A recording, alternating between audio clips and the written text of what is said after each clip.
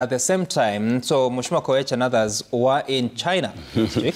They signed, or they witnessed the signing of several deals. We've been hearing of them. Let me begin with you, Mheshimiwa Kagere, on this one, of what you've learned of these deals, and especially when you have to reflect on, yes, private firms coming on board to put up projects in various counties that are going to bring a bit of job creation, but at the same time, what is in it for Kenya, knowing that the land is yours? What does it mean at a time that you're also referencing the public debt of 11 trillion shillings now? Some allow me to first conclude what I had to say on the previous conversation. And I would want to say I'm beginning to get very worried about the hypocrisy we are having in this country. I've listened to one of my colleagues here, and listening to his conversation, I found myself thinking, if we all wanted to win in 2027, the first thing is to demolish this regime, complain about it, say nothing is working, and of course the public will want to hear what you're saying. But my question would be, we were elected in the wisdom of our people to serve them between 2022 to 2027. So when someone sits here and complains about all that is not working, are they expecting their constituents to come and do the work for them? So my answer would be, it is us who are elected, we are the leaders, we owe it to our people to ensure health works, universal health coverage works, housing works, our roads are well built, our water reaches our people get connected to electricity. Those are the things we need to do for our people. If I, as Jane Kagiri, wanted to join them and get an easy run in 2027, that's the same thing I would do. So I'd want to mention and say, let us stop being hypocritical. Let's stop lying to our people. It is our time to work and we must deliver to them. That said, Sam, you had also asked something about the former president, whether he was on record saying about our regime. And I remember 2 years ago, there's a forum where he said Raila remains his leader, and 3 months from now, Kenyans will be crying. I wish we'd go back and ask him, what did he mean by crying? Maybe he knew the debts that were there, how much we had to pay, how much would never get back to our pocket. Maybe, just maybe he knew why we would be crying. Maybe one of the questions we'd ask him in his wisdom is to tell us what he meant and how we should have remedied it, or how we should remedy it. But now back to the China conversation. Sam, for me, I was so glad that on the list of the deals made in China, none of them was about restructuring our debt. So that means I think we are doing well in our repayment of debt. But that said, I would want to remember a time I visited China in the year 2018. And while there, I needed a translator. And so somebody introduced me to a number of students who are Kenyans there. And what I appreciated about that visit is that I met Kenyans who are aeronautical engineers. I met Kenyans who are practicing to be doctors. I met very high professions of Kenyans there. So for me, when I look at the partnerships that were signed, or the deals that were signed on this particular trip, when I look at deals on blue economy, deals on scientific technology, for those I think they're a great benefit to our Kenyan people. That said, of course, we are in a time where we need investors to come into our country. Anybody would be lying to themselves. If I look at my own county of Laikipia, we had a factory called Mountex, which used to employ 3,000 people. Today, Mountex is gone. I wish I would just get one investor to come back to Laikipia and put up a factory running Mountex. What is it? What did they did textile. Mount Kenya Textiles. Mount Kenya Textiles. So years later, and this must be more than 20 years since Mountex left. I think, in fact, about 30 years, because I was very young by then. I would look at a scenario where I would hope and pray an investor comes to my county. And Honorable Nelson, because you're on that trip, if any of these investors doesn't have a place to come, please welcome them to Laikipia County. Thank you. Interesting. Mheshimiwa Wandeto, yes, what's your take? Because we've been hearing of it. There's no clarity on how much is an investor stroke government investment and what is private-to-private engagement. Yeah, we've all seen the data around the number of MOUs that were signed in China, I think about 24 or thereabout. And for me, the bigger question is a question of debt sustainability. Because as a country, we seem to be taking in more and more debt. The statistics have been given there by Jane as to how debt has grown since Mwai Kibaki's time to now. And Sam, I know you said we are adding 0.9, but my simple mathematics show like we are adding 1.2 trillion per year. And if this government was to be... How are you calculating that? You know, because it's been 2 years. You know, let's remove let's remove the first few months of a new government. But give and take, 0.9 or 1.2 is still a very high figure in terms of our debt. And we, by some luck, we have avoided a total debt distress. But I think we are heading there unless we improve our fiscal management. And debt does two things which we need to start thinking about. First of all, any child, even the beautiful angels who have been born this night and have arrived in this territory of the Republic of Kenya, have already inherited a 200,000 shillings debt tag on them this morning.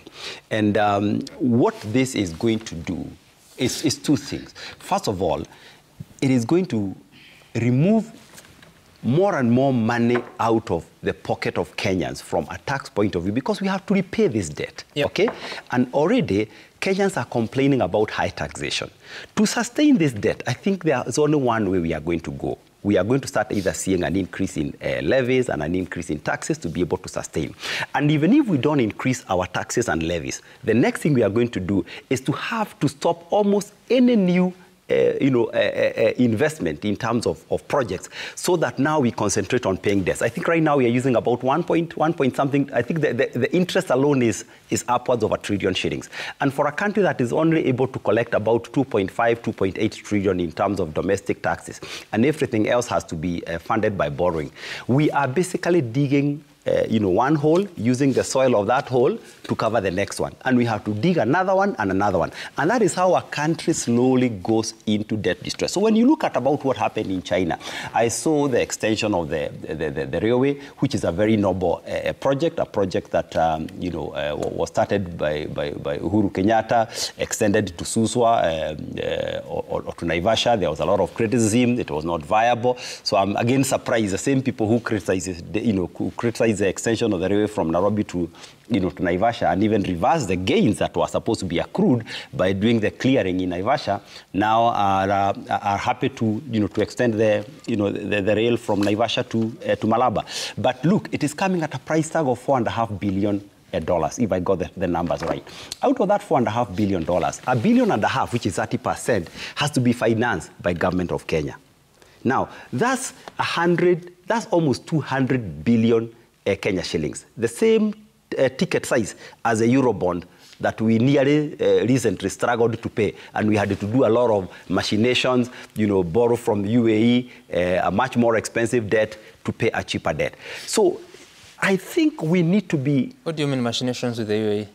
Well, we had to take a more expensive, debt. We are paying a higher interest rate. The Eurobond? Yeah, the arrangement we made to clear the... No, the arrangement we made to clear the Eurobond. What was the arrangement? I thought it was the Eurobond. Yes. Another Eurobond that was taken. Yes, but who are the main investors? Anyway, that is something we can check. I don't know, you can tell us. Yeah, that is something we need to check. But any investor can invest on Eurobond.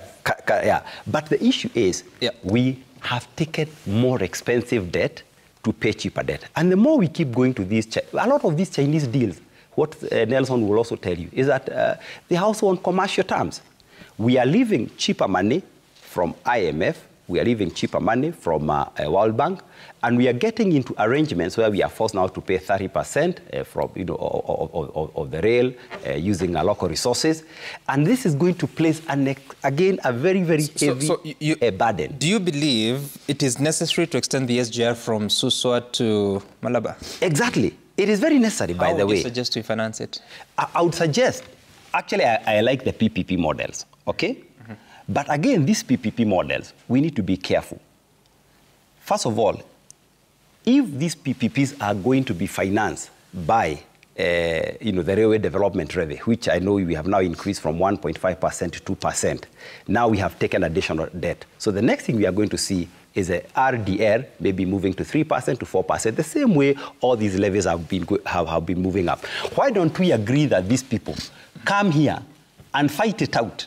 Build the railway, charge whatever levy you can, no government guarantee, no picking back on RDL, charge the people carrying the freight and pay for yourself, through that method. But what is going to happen is, what we see happening is a lot of these deals have a lot of government-backed guarantees. You have pledge of assets such as the port of Mombasa, and all these things threaten the sovereignty of the country. They threaten, strategic assets of the country. And these are the sort of deals that China has been getting into in different countries. You saw what happened in Sri Lanka, where I think they've lost the port. We do not want to go that direction. So you have information that the port of Mombasa is actually a collateral for one of the loans? It has always been for SGR. It was in the whatever that was released by Murkomen. Okay. You can check it out. Now, Mheshimiwa Koech, because you sat in those meetings, I don't know how much you witnessed, help us, as an insider, help us. China Sam was a huge success, a very huge success to the country. There are questions that I would really have wished that you had posed to Honorable Wandeto. Number one, I wanted you to ask him, does he think that the Mau Road is a noble project? Does he also think that Thika Road project was a noble project? Does he think that the Northern Bypass was a noble project? Or does he just think that because it is now different, it shouldn't be noble? Because if he's complaining that we shouldn't borrow more, he should understand that we are even borrowing now to finance the Mau Road. Then probably we should be saying, no, let's stop where where it is, and we don't have to do any more roads.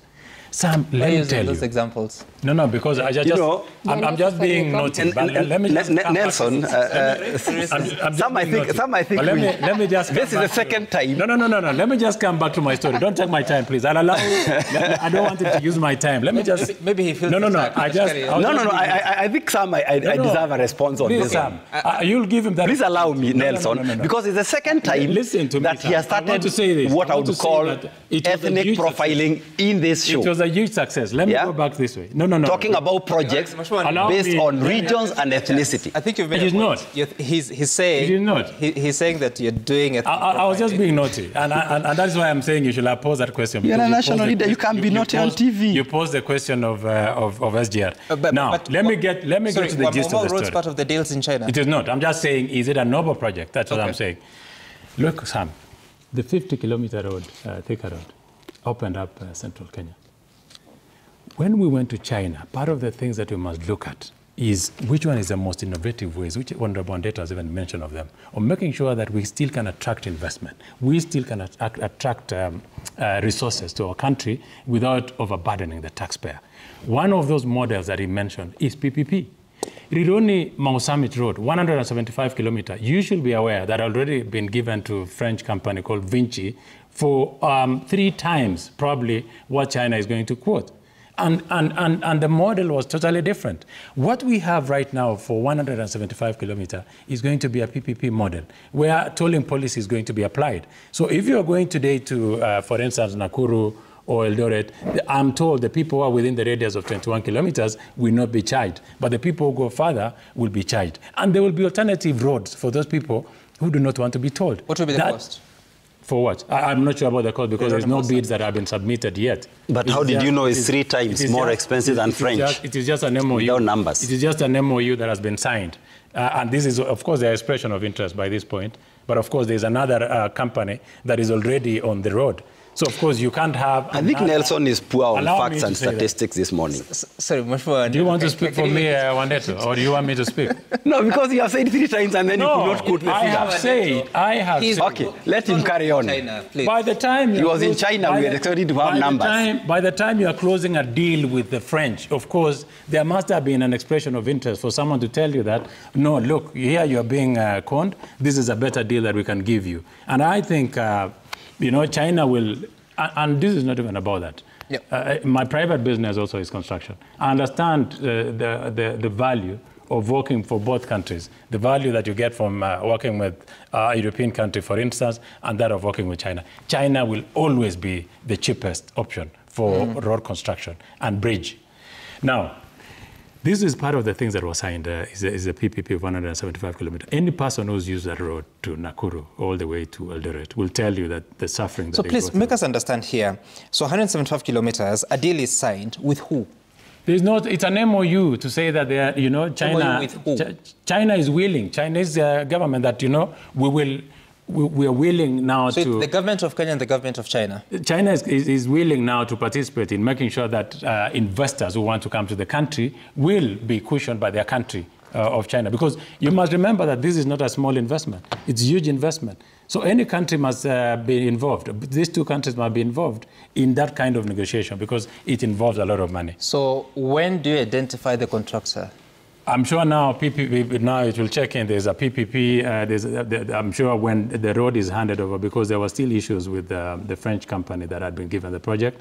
So until it's officially handed over now to the government, which I think is going to happen this week or next week, back to the Ministry of Roads. Then from there, the Ministry of Roads, I'm sure, will invite the bid from China who want to compete for financing of that project. So did you meet any firms in China? No. This is a serious discussion between heads of state. So there's no contractors involved at that point. It's not that yeah, that's what I'm telling you. Now the other contractors will come in at a later stage. So a Chinese firm is going to hand over the project, a French firm is going to hand over the project to the government of Kenya, Ministry of Roads. Yes, you remember it had been... What is the implication? You remember it had been signed by...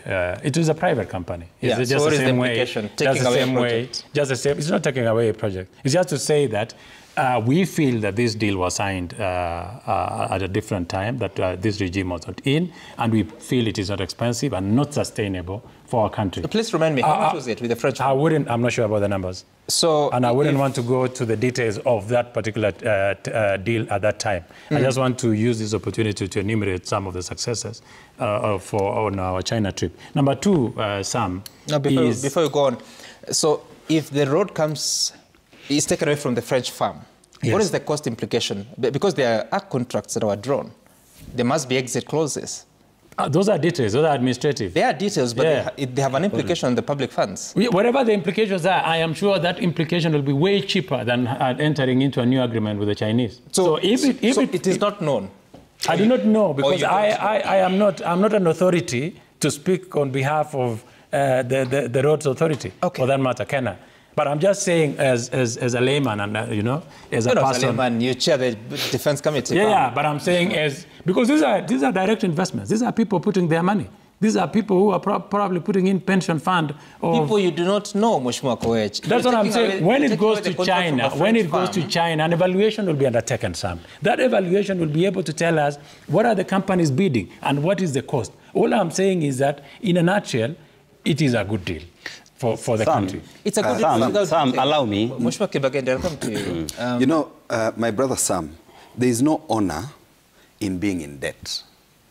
That is not a debt. I'm talking about... And no country, Sam, cannot take a debt. Let us go start there first. Not that specific issue. I'm just saying there is no honor in being in debt.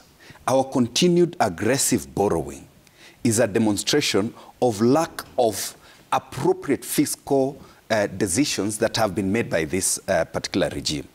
And we need to relook at what is urgent and practical. When you're in trouble in your house, you don't have adequate resources. You step back. Instead of using your vehicle to drive to the office, fuel it, pay for parking and all that, you'll step back, put park the vehicle, use public means to get to where you're going. The problem we have with this regime is they want to continue spending because that is how they cut deals and get money that they are going to use to manipulate people in the coming elections. There is no genuine investment here. And I want to take particularly you and the media to task. When the president went to the US, we had huge amounts being thrown at us as Kenyans in the papers, in the dailies, about his visit. And one of your colleagues, Abdikadir, was with him in the US that time. When he said there's this amount of investment and the other and the other. What has become of those investments? Are we being hoodwinked one more time by this regime? The way they hoodwinked Kenyans to get elected. That is what the media should be doing. We should be getting to, when I say we need to do a detailed and exhaustive study on our debt so that we know why are these people strategically avoiding IMF loans and World Bank loans and going for these deals that they cut on the side. Yes. So the media can do that. Yes. What will Parliament do? We are also doing our part. That is why I'm actually here. Sam, and I raise my issue. You know, let me tell you, the media, you had finished. No, you had finished. Sam, you know, I didn't finish. The problem we have with... just give me three minutes. I'll read, actually. Yeah. If he agrees, I'll give it to you. No. You'll get your Can I read for you the facts of our China trip? Please. Let me allow you to read. Thank you. Thank you for being magnanimous. So these are some of the investments, Sam. And these are FDIs, direct investments by investors. Number one is China Wuyi is going to put $150 million for Kikambala Special Economic Zone. Then there's an investment by Pengfeng. It's going to, this one is good for textile and garment, $150 million. That is in Athi River, for Athi River and a factory in Murang'a. Then there is Rongata Steel, an expansion of R&D in Lukenya, which is an investment of $150 million. It is going to employ more than 7,000 young people. There's an smart traffic component in Mombasa, which is an investment of $50 million, and it is estimated that it will employ more than 5,000 young people. We have poultry and feed, an investment also by a Chinese company called Shandong, an investment of $30 million. It is estimated that it will be creating an employment of 500 people. And then we have an investment of $400 million for a vineyard project in Baringo. And then the final one is an acquisition of hotels, which had been mentioned by the president even when we were there, and leasing. That is Intercontinental Hotel and the Hilton Hotel. Those are some of the... So before I get back, Honorable Kibagendi, so on that particular question of the Intercontinental Hotel and Hilton Hotel, so what is the deal? I don't know the details of the deal, but those are the investments. I've told you the company is called Houtian Hotels. The one on poultry... There are plans to either acquire it or lease it. You said you don't have the details. The one on poultry and feed, 3.9 billion shillings, if my calculation is right. $30 million times 130. Yeah. What is the deal? So what are we doing? It's for hen laying and breeding factory. So feed factory. We're breeding almost 500,000 hens. 500,000 hens. From where? This will be done in Kajiado. Chicken from where? Hen from where? Kenya, eggs from where? Locally. And what is the deal? The deal is that the investor is coming to put in and supply. So there's land there, yes, right? Yes. Free? In Kajiado. Sold? Leased? Whichever way. This just sounds like just an investor coming. Sorry, there has to be... Of course, but by the time investors are coming into the country, they are showing confidence in your country. Big investors just appear. What I'm asking is, there must be details. I hear it's about 100 acres. Are they to be sold, to be leased, or to be given for free? I'm not sure the arrangement that they have with the county of Kajiado, for that matter, or even Murang'a. Was Kajiado represented in China? Most of these counties had a prior meeting in Kenya before. You remember even Murang'a, I saw on a tweet that Honorable Kangata did mention. Actually, not a tweet, it was Facebook. I'm talking about Kajiado. Was it represented in China? I'm not sure if it was represented. Agriculture is a devolved function. I did not see. Agriculture is a devolved function. But of course, we had the Minister of Trade. We had our Minister of Trade there, Lee Kinyanjui. But agriculture was seated in that meeting. This gentleman is taking a lot of time, my brother. On chicken, so I've taken my time on chicken and egg business. You know, there's a company here he has mentioned, Rongtai. Rongtai is a company whose business license, manufacturing license, was cancelled by KEBS in partnership with NCA. Why? Because they were involved in manufacturing substandard ribbed bars, steel bars in this country. These are the same people we are bringing back through the back door to come and continue doing business with us. People that have been involved in inappropriate, in unethical business practice. You know, while we push for all these things that we are talking about, sometimes let us try to be realistic. And the numbers they are throwing here, this company will do this kind of investment and employ 5,000 people. A textile industry employing 5,000 people, you know, let us reduce on the regular lies that we have been giving Kenyans. Let me tell you, there is no textile industry here, even a factory that can have 5,000 people walk in, even if they're doing that in shifts. In a river? It is not possible. It is 300, 400, 600 people per shift. So what we are trying to... How many shifts do you have at the river? Two shifts. So 600 The big ones, they take 2 shifts. Okay. The very big ones. What we are trying to say is this. Yeah. We do not say government should not look for opportunities for investors to come and invest in Kenya. They should even look for people to give us cheap loans. Yeah, for us to be able to do our development. So we are, however, saying this, can we have targeted loans? And these targeted loans, can we see actual development? If we are saying we are coming to do this particular road, can we quickly ensure that road is actually done?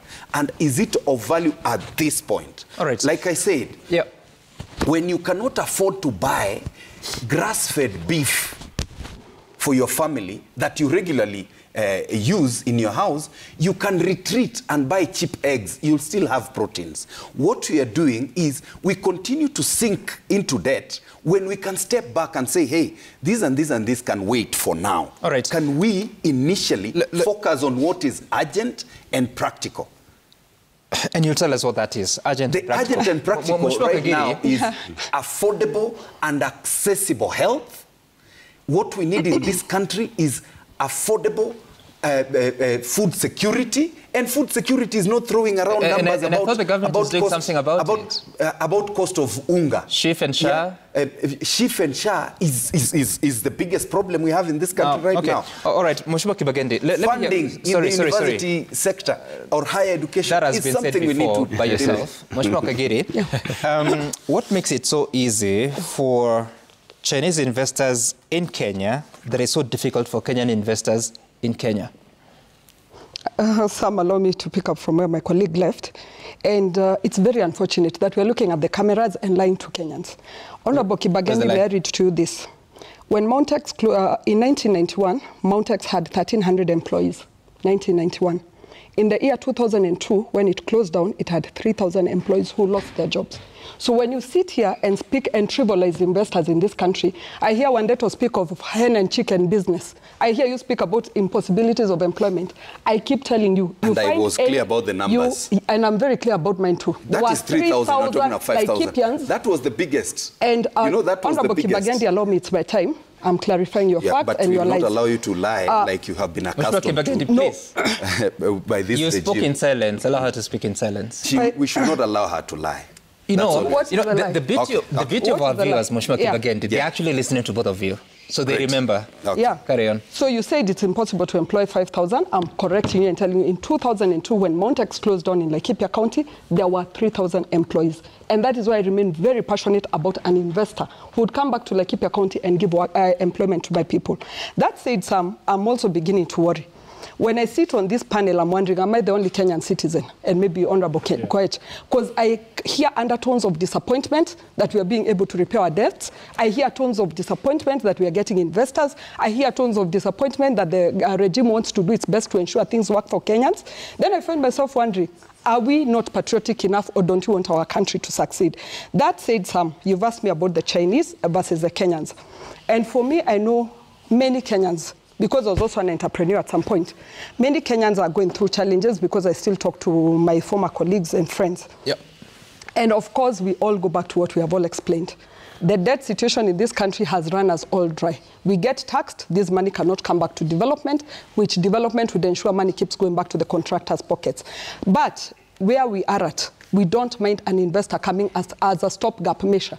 Before we could get out of all this debt situation, let investors come into our country, invest, create employment for our people will get salaried. Because some, let's not forget, we all get our money through taxpayers. The more Kenyans get employed, as we keep trivializing these numbers, my 5,000 Laikipians getting employed, those are people who will enter the tax brackets. There are people who will get income for their families. There are people who will get employment. That is human resource. We are increasing the base in this country. So for me, I would keep wishing and wishing that we get as many investors in the meantime who will come to our country and create employment for our people. But sure, are there people with money in Kenya who can invest in some poultry business? What some I know, and maybe it may not be as factual as it sounds, I have women groups who tell me Jane get her as one-day-old chickens.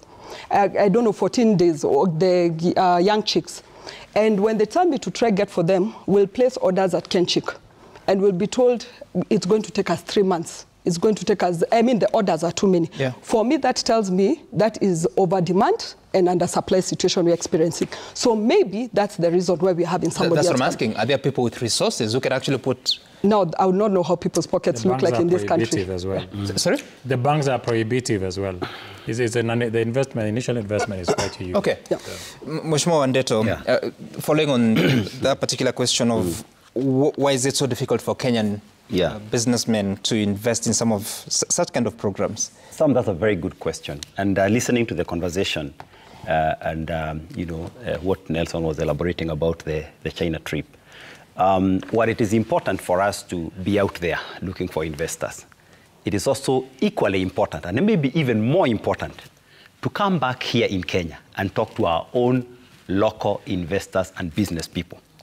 I wish the same way we have a high-powered delegation to China, maybe consisting of, I don't know how many you are, Nelson. I believe very slim number. I believe you are upwards of 100. No, less than 20. Actually, there are only 3 cabinet secretaries.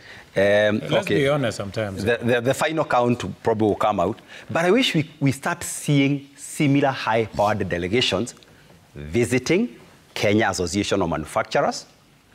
And the average manufacturer in this country will tell you how he's reeling from the high cost of power, unpredictable power.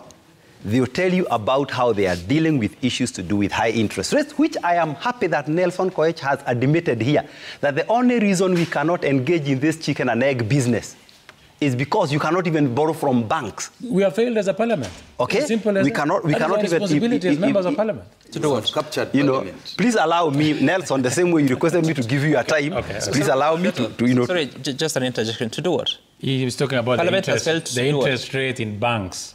So Parliament has failed to do what? We need to rein on central bank to reduce their... Once upon a time, there was a cap. I know. Parliament. Yeah. That's what I'm saying. That is our responsibility. And it did government borrowing. As members of Parliament. It didn't work for the economy. The problem is government borrowing. Okay. Some allow me to finish. And just what I was saying, that we hope we can start seeing these sort of high-power delegations to Kenya Association of Manufacturers. I'm not aware of, the president ever having called CAM, to State House, maybe for a whole day consultative CAM is part of KEPSA. Meeting. I wish there was meetings with KEPSA, like they are saying.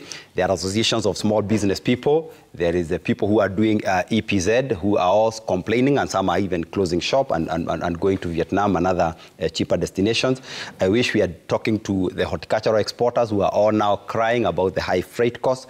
So we have some structural issues in this economy that are basically inhibiting both local and even foreign investment. The only thing maybe that we are seeing all these Chinese companies come is because most of them can get maybe very, very cheap credit, and they're also getting very favorable, investment terms, to encourage them. So what we need to do is to address the broader structural issues in the economy. Interest rates, cost of power, reliability of power. Did you contribute to my motion? Predictable tax regime, whereby people are not worried as to what is refundable VAT, not refundable VAT, and manufacturers are not waking up one morning to find KRA has raided them, has closed them, because maybe you are not computing a tax correctly. So we need to have serious national conferences on how to encourage the small investor, because to be honest, Sam, and I like the way you have trivialized chicken and egg. It's a shame that now chicken and egg... Who trivialized it? It's you. You also say, don't we have investors? Don't we have investors who can invest in chicken and egg? Surely, Koech, me and you, we can keep chicken if we can borrow favorably Keeping chicken and egg is not two chicken that you keep in your compound, my friend. It is a very serious investment. It's an industry. If 50 million Kenyans have access to affordable chicken feed, by the way, because if you talk to any chicken farmer, they'll tell you the biggest problem is the cost of chicken feed. You know, so if we, because of taxes and all these other things, if Jane and I, we even kept, to borrow Nelson's example, we all kept 20 chicken. You don't even need more than 20 chicken as an individual, okay? Right. So why are Chinese doing chicken here? We have closed remarks. I see we are about to finish. So what incentives are you giving to the poultry farmer in China? Poultry farmers in Kenya or in China? In China. No, the Chinese. Now that you want the chicken to come from China. I don't know the deal that they agreed with the county of Kajiado. Let me say that. So it's a direct negotiation with Kajiado? Initially. I think it is an engagement with, those are direct investors. But Kajiado was not in China. Not in China. But I'm telling you, there was a Minister of Trade. From Kenya, the cabinet of Kenya. Yes. Not and I'm sure the that engaged, and I'm sure, and that is why you even know that they have 100 acres that they are trying to put up chicken. Let me say, Sam, and let me take from what Robert said. This is a bit specific. We seem to have a problem as a country that we have invested. We're running out of time. We just want specifics. And I don't think anyone's... I do not know the details of the MOUs. All right, you don't know. So the next question is... I'm just giving you so the next an question overview in those discussions, and the agreements that were entered by investors and by the government. In those discussions that now China has agreed to extension of SGR from Naivasha to Malaba, is there an assessment of the impact of SGR Mombasa to Naivasha on the economy of Kenya? An SGR is a global phenomenon. Any country that is thinking of moving its population must think SGR, must think railway. That is the only mode of transport. Is there an assessment of the impact of that investment to the economy of Kenya? As our population increase, as we try dualing of the highway to Kisumu, for instance, you must also see how cargo and a human will be transported at the same time. Railway is become such a huge phenomenon in our global space that you must... Which is fine. Global space, you say. Yes. Is there an assessment of the impact of the SGR from Mombasa to Naivasha in the Kenyan economy? Yes or no? I'm not sure, but I've not... Many people have not, because now, if you were to move, for instance, goods from Naivasha, from Mombasa to Nairobi, a lot of it is being used by SGR. But people still want to prefer to use vehicles, because, of course, in terms, you look at employment, those are some of the things. So what reasoning is there to extend it to Malaba if people are still preferring to use the road? When you move to Malaba, then it becomes very easy for us to move goods even within the region, to Uganda, for instance. So you're building it for the region, not for it is business Kenyan opportunity. news. It is opening up space and even reducing the moving of population to the cities and moving our economy further down into the counties. Okay. So it is opening up the country, and it is a huge thing in my view. Many questions still remain. I want us to take a look at the feedback that has come to us at Citizen TV Kenya. At Sam Gituko, the hashtag to use is Citizen DayBreak. On what Kenyans are saying. Someone here is saying, Mwashira KE, Kenya's debt to GDP ratio is at 65.7%, while Ethiopia is at 13.7%. He's asking, what is Mheshimiwa Koech's understanding of these numbers? Babu Michael is also saying there is no problem with Kenyans signing development deals with any country. The questions have always been value for money as they intend to expand SGR to Malaba. Remember, there are unanswered questions about the present SGR contract. The next one. Musao, let's start from here. How far are we with the investors who we supposedly backed from the much-hyped USA visit, consistent with what was asked by Mheshimiwa Kibagendi? Lilian Sioi, Member of Parliament, President Ruto's proactive leadership continues to attract high-value investments. The newly signed $823 million deals cover agriculture, tourism, and biotech, creating jobs and boosting growth. Okay. Then Nyakundi, Koech and the Laikipia County MP should explain how the Kenya Kwanza government used the 2.4 billion shilling they have borrowed. You mean 2.4 trillion. And which development projects it funded. Recurrent expenditure should not be one of them. You can note that. Samuel Wuth, Uhuru had a chance to change this country for better from 2018. He had peace and stability after his handshake with Raila. Instead, the guy borrowed left, right, and center. Did you just call a president a guy? Gosh. The youth will fight for their country, not because Uhuru told them. And Osumo, why does the speech Uhuru gave while in Uganda, was it giving this regime running stomach? Why are we not hearing the lamentations from Uganda where he even visited the president after the speech? Good question. And Sir Nixon Dogura, you say the youth are the leaders of tomorrow. Should not be just a common saying. Current leaders should be in a capacity to empower young people to take leadership roles and inspire them to become more than just followers. Now, when you say that the youth are the leadership of tomorrow, some of the leaders sitting on this panel have been leaders during their youth. Final thoughts. I'm past time. I start with you, Honorable Kagiri. Of course, my final thoughts would be to request each one of us to remain genuine to this country and committed to why we were elected. I've just asked my two colleagues here if they contributed to my motion on the cost of electricity. They told me they closely followed. Following is not enough, contributing on in the chamber was what was required. And some I can gladly report that when I tabled my motion, KPLC was making losses of 35 billion. This year they recorded a profit of 33 billion. That confirming that our cost of electricity will go down, because before what used to happen is the losses were passed on to the consumers. That is an improvement. But you also agree the cost of power is too high, right? It's still high, but at least I appreciate that it's not as high as it was earlier. Number two, Sam, let's also be patriotic enough to appreciate that our people need jobs, to appreciate that our country needs to progress, and let's not just speak for political gains for 2027. Thank you. I'll pick it up from there. Patriotism is not sycophancy. Patriotism also requires that we speak up and tell our government where they are not doing things the right way.